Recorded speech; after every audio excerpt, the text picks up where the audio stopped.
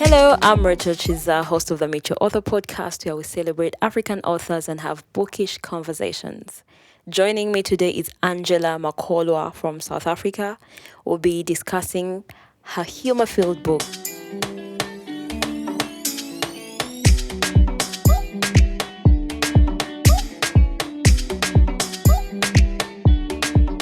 I usually start with that question that I always find difficult in answering. Who is Angela? Oh my goodness, an existential question. Right? Who am I? Why am I here? Look, I'm a mom first and foremost because I really do enjoy that part of my life, and I am an author, a novelist. I have written how many books now? 5, and I am in the process of finalizing my 6th manuscript. I'm actually literally sending it off to my publishers on Tuesday. I love writing humor. I love writing gritty crime fiction, crime thrillers. So my latest novel is actually called The Reed Dance Stalker. And you can hear from the title that it's obviously a gritty crime novel. Yes. So I oscillate between crime and what I call social commentary.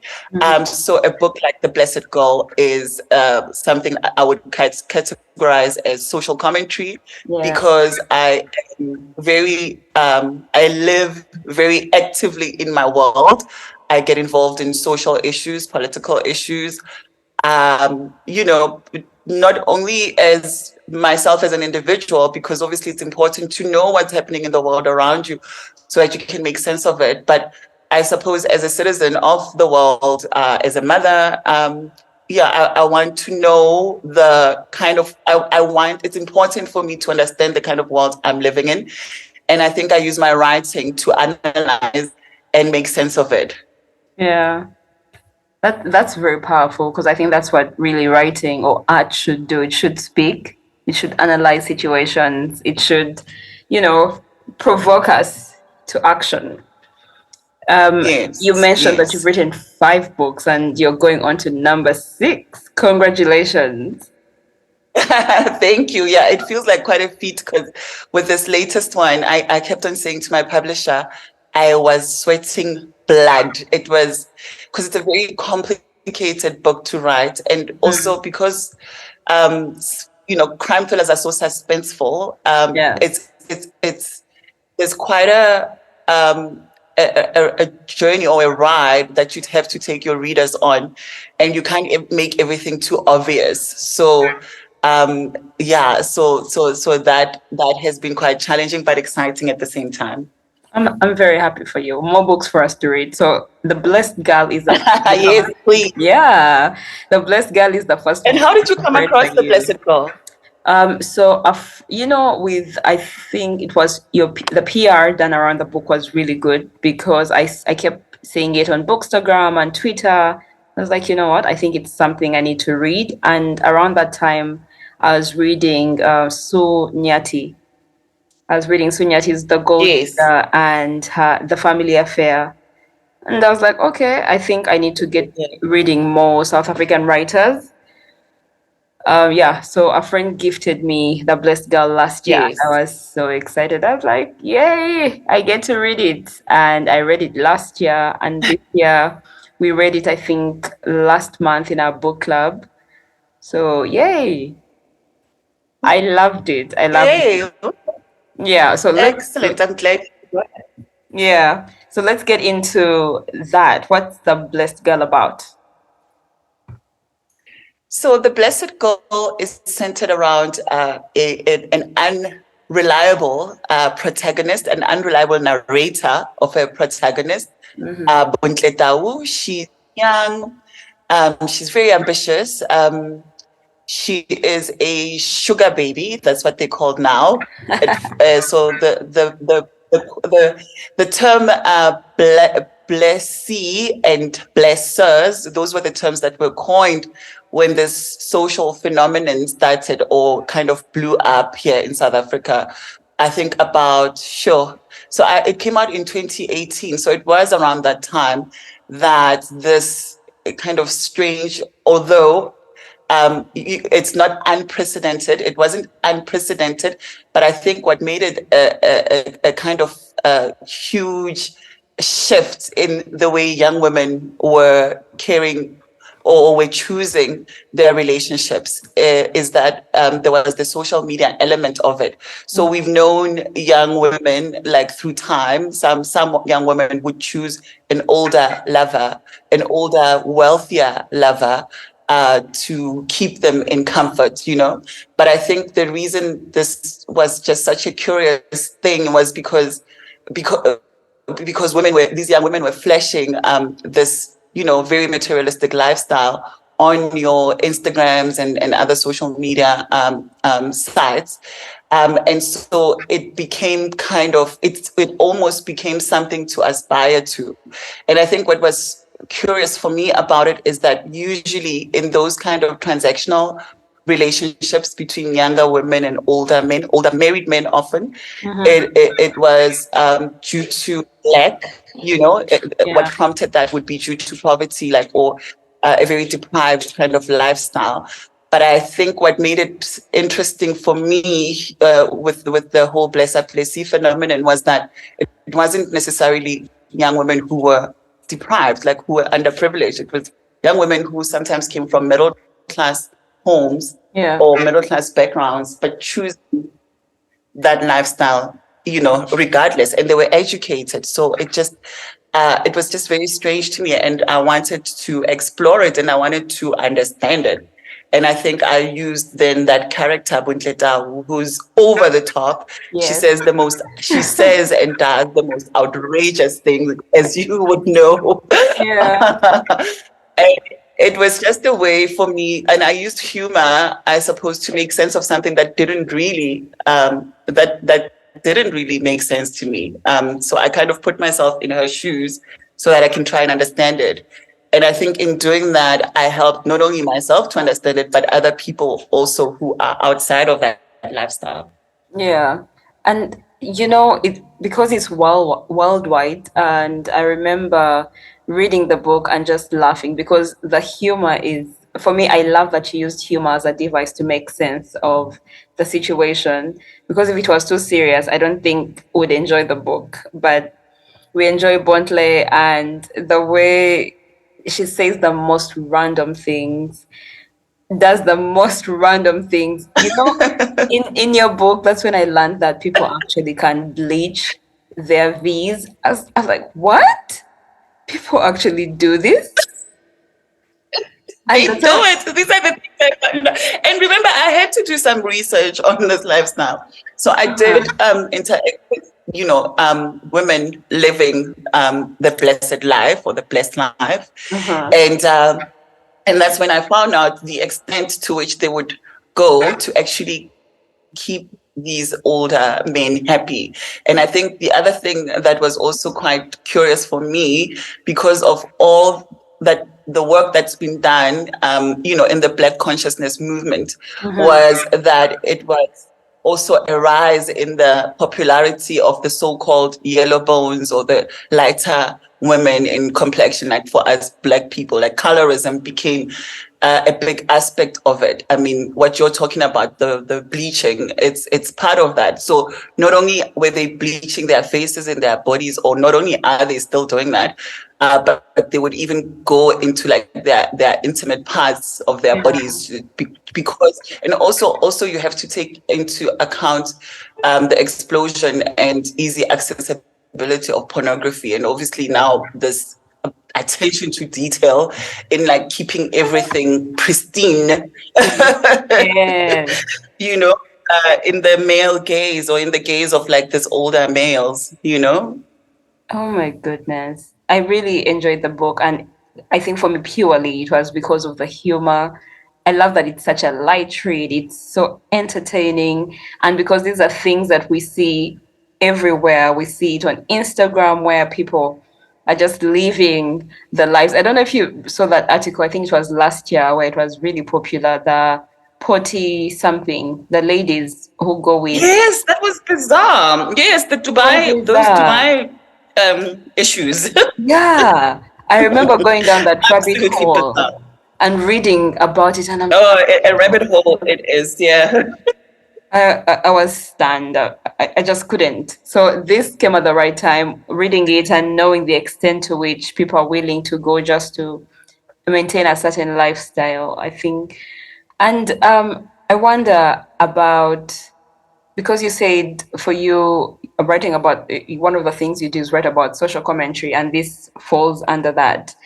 I wonder if it's very intentional on your part to, seek out these issues and write about them. Not just even the blessed. I haven't read the other books, but I'm going to get to them.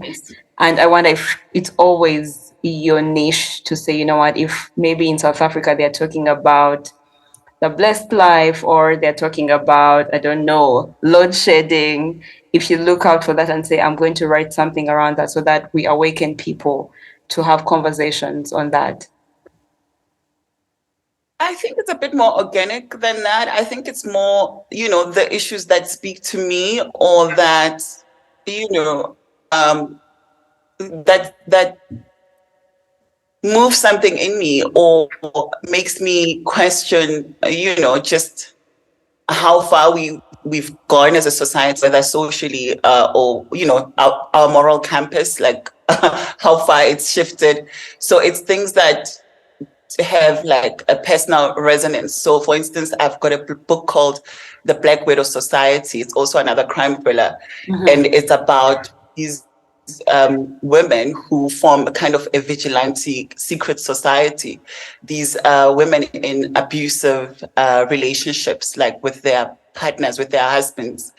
And so they form this underground society, where they collect money and they hire a hitman. They've got a hitman on their payroll who actually goes out and eliminates, that's the language they use, eliminates the errant husbands.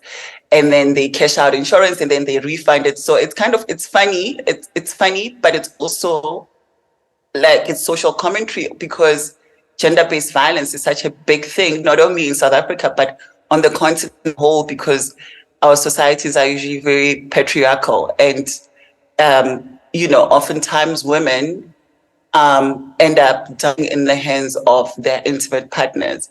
So Yeah. it's things that, like I'm saying, have a personal resonance for me. Um, yeah, so I don't just choose whatever is trending, or that. I'm definitely looking forward to reading that, The Widow Society. That sounds interesting. Yeah, it's people's favorite book of mine. Most of my readers love it the most. Oh my, so like I mentioned earlier, one of the things that you really do well, one of the devices that you really use very well in the book is humor. And for me, if I get a writer who writes humor really well, like I'm stuck to them for life, because I feel like it's such a beautiful device. And I mean, to get away from the heaviness of life, we need to laugh through it, right? So It's true. I believe that. yeah, what I would like you to do is to share how you got to do that really well, because I know if it's not done well, then it can also be a flop. But when it's done well, then hooray to the writer. It's a difficult thing to teach humor.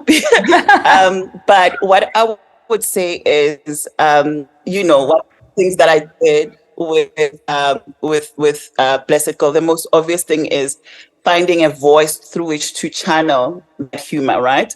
Yeah. So Bontle, for instance, in the Blessed Girl, she because immediately, like when you meet her, like when you first encounter her, the first couple of pages, you either instantly dislike her, Yes. and that's kind of writing humor can be quite daunting, because we all not sure if we're as funny as we think we are. So I think one of the most the easiest ways to do it is voice, which to channel the humor. Yeah. Blessed Girl, it is obviously through the main character, Buntle. I think instantly when you start reading the first couple of words, you either hate her or you love to hate her. Yeah. But as you get to know her, because of the humor, she gets away with a lot. As you said, that she says the most outrageous things, but because it's kind of so off the cuff and so unexpected, then you start kind of letting down your guard, even though you did not want to like this character, Yeah. because she clearly presents herself as a gold digger, and unabashedly so. So I think including an element of surprise in you is quite important, because good comedy relies on the unexpected. Mm-hmm. So, I think I use that a lot in the book. And, mastering your timing is almost like, if you listen to a stand-up comedian, a lot of what makes their humor work is about the timing. So I think it is important to kind of find your rhythm, and know when a funny moment fits into your story, Yeah. so you can use like kind of funny words, or humorous stories, or a liner where it feels right. And I think very important, it must come naturally. It mustn't feel forced. I mean, I think for me, the biggest test with The Blessed Girl was that I was making myself laugh. So what happened a lot when I was writing The Blessed Girl is that I would find myself laughing like I'd be writing well into the night or even the early mornings, and I would be laughing my head off, like, oh my gosh, I can't believe this character. So I think if you can make yourself laugh while writing it, then at least you know that somebody somewhere will also get it. Yeah. And also don't be afraid to take risks. Push the envelope a little bit. So with some of those incidents, you remember when she went to visit the doctor, her surgeon. I mean, I wrote that excerpt and I was like, sure, no, I think I've gone too far. Let me wait until tomorrow morning to see if I'm still happy with having it on the page. Yeah. And then I reread it the next day and I'm like, yo, no, I'm going to delete this. And I remember I even had a discussion with my publishers. I'm like, guys, if you think I've gone too far, please don't be scared to tell me, because I'm very happy to delete that whole excerpt. But of course, it's one of it's some people's favorite excerpts in the book. So yeah, do take a few risks and hope Mm-hmm. that they will pay off. Um, and use hyperbole, like use like exaggerate, like just take an ordinary kind of thing and just push it to the extreme, like the same incident that I'm talking about, the excerpt that I'm talking about, that I mean, she sounds like she sounds dumb, let's face it, because Yeah. she knows what has happened, and then she goes to the surgeon and says, oh my gosh, I think my whole my private parts have been mutilated. And yet she knows exactly what had happened. So do exaggerate a bit, push the envelope a bit, and Mm-hmm. write for your target audience. You know who's gonna get that kind of writing that you're writing, and you know who's not. And don't be afraid to know who your crowd is. Like, Yeah. some people might find certain things distasteful. And of course, if you don't like a book, you just put it away. It's not your kind of book. Yeah. But be brave enough to know that there is an audience that's going to ride with you. So again, it's about just having the courage, because I guess comedy is a risk. You might think, and I think I always think about stand-up comedians all the time, that you're standing there, you think it's funny, but a joke is in the eye of the beholder. So we don't all have the same sense of humor. So don't be afraid to take the risks, and keep it short. Don't try and like do this whole elaborate skit, um, because you're now chasing laughs instead of telling a narrative that's engaging. Yeah. So don't get lost in just trying to be funny for the sake of being funny, because I think there's a lot of poignant moments in that book that really humanize Buntle. Yes. And I think those moments are as important as the humorous moments, because in the end, you're not telling the story just for the sake of, having a laugh. Yeah. So the intention must still be there, so that the story has integrity like it has depth, you know. Yeah. She's not just going to be going around saying outrageous things all the time just for the sake of being outrageous, because after that I think that would get irritating, and like the story won't have legs, you Yes. know. So Yes. I think it's important to also remember to keep that balance, you know, because you're not Trevor Noah, you're not just there to deliver. Even Trevor Noah has essence. Yeah. So you're not there just to deliver laughs. You're there to kind of take the audience on a ride, and you're hoping that at the end of it, there's something that they're going to take away from that. So it can't just be humor for humor's sake. Yeah, I totally agree with that. And I love that the story also had a form of depth that we get to see so many faces of Bontley and with her friends, with her mother, with the son, with the husband. Well, that was a nice surprise. Spoiler, Rachel. No, I didn't know how to even discuss it without mentioning all these people. Anyway, that's it. That's it, people. I will not even add anything else. Get the book, read it. It's amazing. And I want to know during this time when you Now you're scared.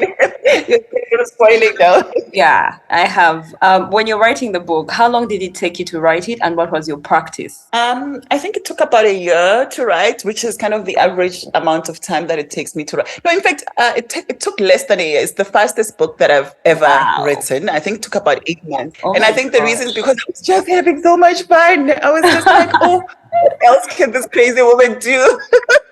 So I literally used to look forward, like, you know, I have a day job, as most of us African writers have, and maybe Mm-hmm. most writers across the world have. So I would literally kind of be looking at the clock and thinking, oh my gosh, I can't wait to get home so I can get out of the work zone and get into the bunke zone, because I would look forward to actually having my little encounters with his character, because I would think up the outrageous scenarios in my head while I'm going on about my day-to-day life. Yeah. And so I could not wait most of the time to commit all of that to paper.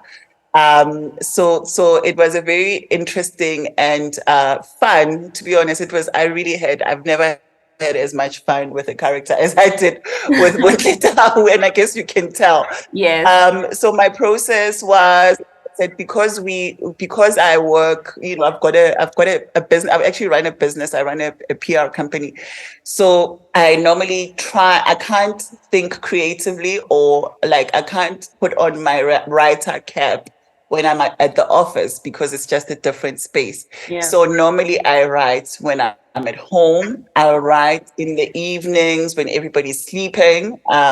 Right to the morning, like to the early hours of the morning. Mm-hmm. I write on weekends. I love writing at coffee shops. I don't know why, but I do. I love writing at coffee shops, and so and hotel. Like if I'm doing literary festivals and things like that, hotel rooms. Sometimes when I'm nearing the end of a manuscript, I'll take time off. I'll take like maybe 3 days off, and I'll Mm-hmm. go on a writing retreat so that I can be totally immersed in that space. Yeah. And that's where I do my best work. Yeah, like that's where I write the most, and I write from the most inspired space. So yeah. Mm-hmm. Sounds exciting. And yes, I can tell that you really enjoyed writing this book because I had so much fun reading it. No, I'm glad you did, Rachel. I'm really glad you did. Thank you.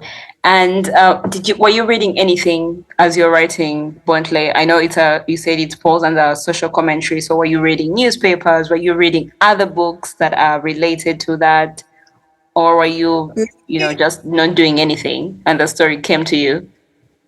No, no. Normally, I avoid reading texts that are similar, either in style or in theme, to Mm-hmm. what I'm writing, because I don't want my process to be influenced. You know, so if I'm writing crime, I love reading crime fiction, but if I'm writing a crime thriller, I will avoid. I'll read, like, I'll even read nonfiction titles, or I will read, any other kind of genre Yeah. except the one that I'm writing, because I want to feel like it's my story, it's authentic, it's not Yeah. kind of influenced by Influence. anybody. Yeah, yeah. Okay, that's very interesting. I'd never thought about it that way. because I know there are people who you ask and they'll be like, oh, I was reading this book and that book. And I think that's a very valid reason, because you can easily get influenced and you end up writing like, the person you're reading. Yeah, that's exactly it. So I like to feel like my writing is fresh. I'd like to think, I mean, obviously they say that there is no such thing as an original idea, but I do like for the reader to feel like they're experiencing something different, something that they've not read before or thought about before, or they've experienced it or read about it, but there's just a fresher take or a different take to it. So originality is very important to me. And like I'm saying, oftentimes we've had these debates with writers that there is no such thing as an original idea, Yeah. but I think readers deserve that. They deserve to feel like this is something different, or oh, I've never thought about it this way, or so. So yeah, that's quite. And I think I saw somebody describing my writing as quirky, and I liked that because I that quirkiness speaks to a certain kind of authenticity that I really aspire towards. That's amazing. That's amazing. Are you currently reading anything or listening to anything or anyone? Oh, I've been reading a lot of nonfiction, which is not really typical of me. Strangely, there's a book called The Human Body, and the reason I started reading it, but it's an amazing. It's very scientific, but also quirky. It's funny, and it really does go into every single element or that makes up the human body. And the reason I read that is because I'm writing a crime novel, and I think when you write crime, it's important to understand how the human body works. Yes. Because you have to kill a lot of characters, and you have to come up with inventive ways of doing that. So if you understand human anatomy, then it's very useful when you have to dispose of bodies in your work. Yeah. in your writing. So yeah. Thank you so much, Angela. It's been great talking to you.